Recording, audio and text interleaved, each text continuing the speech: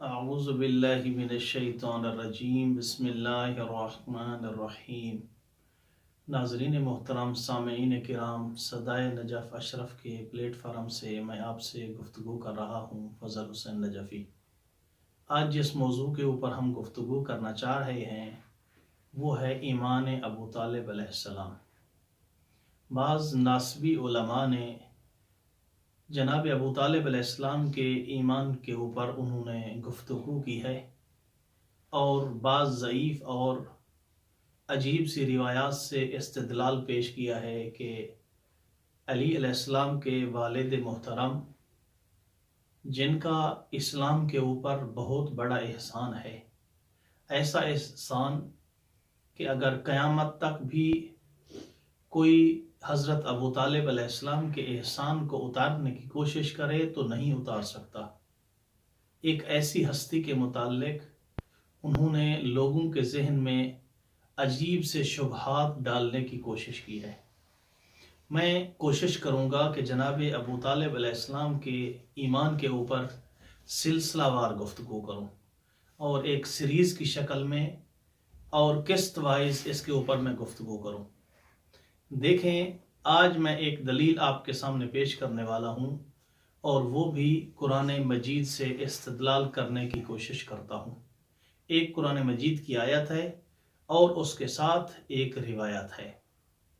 قرآن مجید کی آیت ہے سورہ بقرہ کی آیت نمبر 221، جس کے اندر اللہ تعالیٰ نے ایک حکم نافذ کیا ہے۔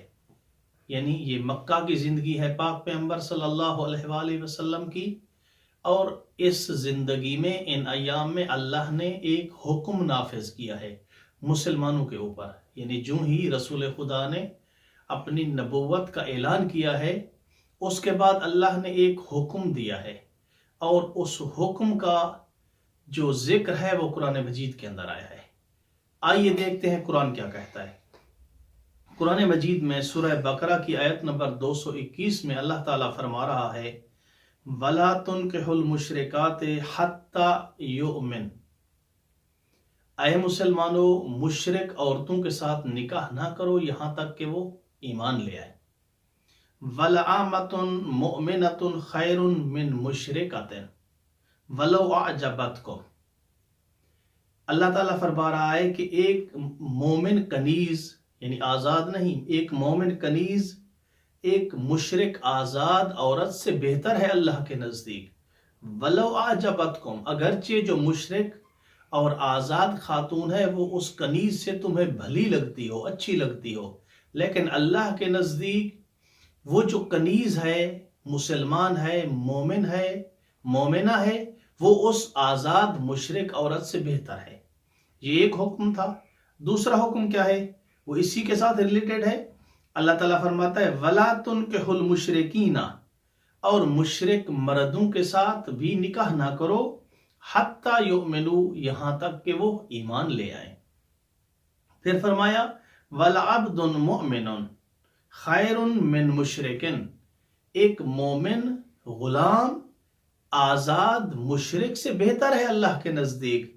وَلَوْ أَعْجَبَكُمْ، اگرچہ جو مشرک آزاد ہے وہ اس غلام کے بدلے میں، مقابلے میں تمہیں اچھا ہی کیوں نہ لگتا ہو، لیکن اللہ کے نزدیک وہ غلام اس مشرک آزاد سے بہتر ہے۔ اولئک، کیوں بہتر ہے؟ اللہ بھی وجہ بتا رہا ہے۔ اللہ تعالیٰ فرماتا ہے اولئک یدعون الی النار، کیونکہ جو مشرک ہیں وہ جہنم کی طرف بلاتے ہیں۔ واللہ یدعو الی الجنت والمغفرہ، اللہ کس کی طرف بلاتا ہے؟ جنت اور مغفرت کی طرف بلاتا ہے۔ جب قرآن مجید کی یہ آیت رسول خدا کے اوپر نازل ہوئی تو اس کے بعد رسول خدا نے اعلان کر دیا کہ کہیں پر بھی اگر کوئی مشرک عورت مسلمان کے ساتھ ہے، یا کوئی مشرک مرد کسی مسلمان کے ساتھ اس کی شادی ہو چکی تھی، تو رسول خدا نے حکم دیا تھا کہ ان کو کیا کر دیا جائے؟ علیحدہ کر دیا جائے۔ تو یہ قرآن مجید کا ایک حکم تھا، اس کو رسول خدا نے نافذ کیا ہے۔ کہاں پہ نافذ کیا ہے؟ آپ نے اعلان کیا ہے کہ اس طرح سے کیا جائے کہ اگر کوئی मुशरिक मर्द के घर में कोई मुसलमान औरत है तो उस मुसलमान औरत से तकाजा किया कि तू मुशरिक मर्द से अलहदा हो जाए। ये कुरान का हुक्म है, इससे कोई इनकार नहीं कर सकता, ये वाज़ेह दलील है। अब आ जाएं कि रसूल खुदा ने इसको कहां पे नाफिज किया है। अगर जिस तरह से कुरान में पेश हो रहा है, कुरान जिस तरह से कह रहा है, तो यहां पर रसूल खुदा ने इसको लागू भी करना था ना।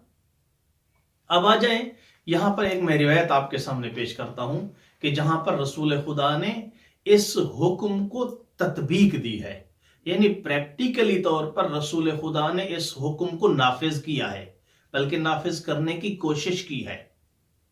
हदीस है मेरे सामने, रिवायत है, किताब का नाम है मजमुउज़ ज़वाइद व मंबउल फ़वाइद, अल्लामा हैसमी की किताब है। इसके अंदर रिवायत है, हदीस नंबर है 15233। इस हदीस में कुछ ये है कि अन इब्न इसहाक से ये रिवायत है, काला वकानल इस्लाम कद फर्रक बैन ज़ैनब बिन्त रसूलुल्लाह व बैन अबिल आस बिन रबी, कि इस रिवायत के अंदर, ये जो रिवायत मैंने आपके सामने पढ़ी है, इस रिवायत के अंदर कि इस्लाम के अंदर जब ये हुक्म आया, कुरान मजीद की आयत आई, तो इस्लाम ने क्या किया, उस ज़ैनब बिन्त रसूल यानी रसूलुल्लाह की जो बेटी थी अहले सुन्नत के बकौल, उसके दरमियान और उसके शोहर अबिल आस बिन रबी के दरमियान क्या कर दी, तफरीक डलवा दी। क्योंकि जो रसूलुल्लाह की बेटी थी ज़ैनब, जिसका नाम था बकौल अहले सुन्नत के, वो क्या है, मुसलमान थी, और उसका जो शौहर था अबिल आस, वो क्या था, मुशरिक था। तो रसूल खुदा ने अपनी बेटी से तकाजा किया कि तू अपने शौहर से अलहदा हो जाए, क्योंकि ये कुरान का हुक्म है, इसको नाफिज करना था। अब आइए देखते हैं, अब आप गौर करें, यहां पर अपने अक्ल को इस्तेमाल करें। उस मौलवी और उस मुल्ला से मेरा तकाजा है कि यहां पर अपने अक्ल को इस्तेमाल करें। अहले बैत के साथ जो तअस्सुब और जो बुग़्ज़ है उसको अपने दिल से निकाल दे। अब आए, रसूल खुदा ने अपनी बेटी से यह तकाजा किया कि अपने मुशरिक शौहर को छोड़ दे, उसके घर को छोड़ दे, वो अपने घर चली आए। वहां पर रसूल खुदा ने हुक्म दिया है, यहां पर हजरत अबू तालिब के यहां, क्योंकि अहले सुन्नत के नजदीक यह है कि जो अली अलैहिस्सलाम की वालिदा थी फातिमा बिन्त असद, वो मुसलमान थी, और अहले सुन्नत के बाज जो नासबी उलमा हैं वो कहते हैं कि जनाब अबू तालिब काफिर थे। अगर आपके नजदीक जनाब अबू तालिब काफिर थे तो रसूल खुदा के लिए लाजमी था कि अपनी चची को यानी फातिमा बिन्त असद सलामुल्लाह अलैहा को जनाब अबू तालिब से अलहदा करते। यहां पर रसूल खुदा ने अपनी चची से इसका तकाजा नहीं किया, तो यहां पर यह वाज़ेह दलालत करती है कि जिस तरह से जनाब फातिमा बिन्त असद मोमिना खातून थी, वैसे ही जनाब अबू तालिब मोमिन थे। किसी एक किताब में आप दिखा दें, हमारी नहीं अपनी किताब में दिखा दें कि कहीं पर इस आयत के नाजिल होने के बाद रसूल खुदा ने अपनी चची से तकाजा किया हो कि जनाब अबू तालिब के साथ आप न रहें, या जनाब अबू तालिब से तकाजा किया हो कि क्या है, जनाब फातिमा बिन्त असद को आप तलाक दे दें या उनको छोड़ दें, उनसे अलहदा हो जाएं। कहीं पर भी आपको नहीं मिलेगा, न किसी शिया मसादर में न किसी सुन्नी मसादर में आपको मिलेगा, बिल्कुल हत्ता के न ही नासबी मसादर में मिलेगा कि रसूल खुदा ने कहीं पर क्या है, जनाब अबू तालिब से इसका तकाजा किया हो कि आप फातिमा बिन्त असद से अलहदा हो जाए क्योंकि आप मुशरिक हैं, अलियाज़ु बिल्लाह। नहीं किया तकाजा। जब नहीं किया तो इसका मतलब यह है कि जनाब अबू तालिब क्या थे, मोमिन थे, पहली बात। दूसरी बात यह है कि चलो रसूल खुदा ने नहीं कहा, क्या इस आयत को जनाब फातिमा बिन्त असद ने नहीं पढ़ा था? पढ़ा था। जब पढ़ा था तो यह कुरानी हुक्म था, तो वो रसूल खुदा से इस चीज का तकाजा करती, कहती कि कुरान मजीद की आयत आ चुकी है, अब मैं आपके चचा के साथ रहना नहीं चाहती, जनाब अबू तालिब अलैहिस्सलाम के साथ मैं नहीं रहना चाहती, کیونکہ میں مسلمان ہوں. اور وہ کیا ہے؟ جیسے اہل سنت کہتے ہیں کہ وہ کیا ہے؟ کافر ہیں، مشرک ہیں. تو اس سے یہ پتہ چلتا ہے کہ جناب ابو طالب علیہ السلام مسلمان تھے.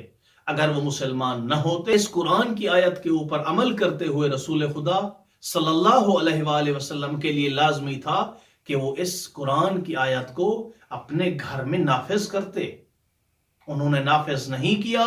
نہ جناب ابو طالب علیہ السلام سے کہا کہ آپ علیحدہ ہو جائیں، نہ ہی اپنی چچی سے کہا جن کا اسلام بالکل واضح ہے. آپ کے نزدیک واضح ہے، ہمارے نزدیک تو دونوں کا اسلام واضح ہے.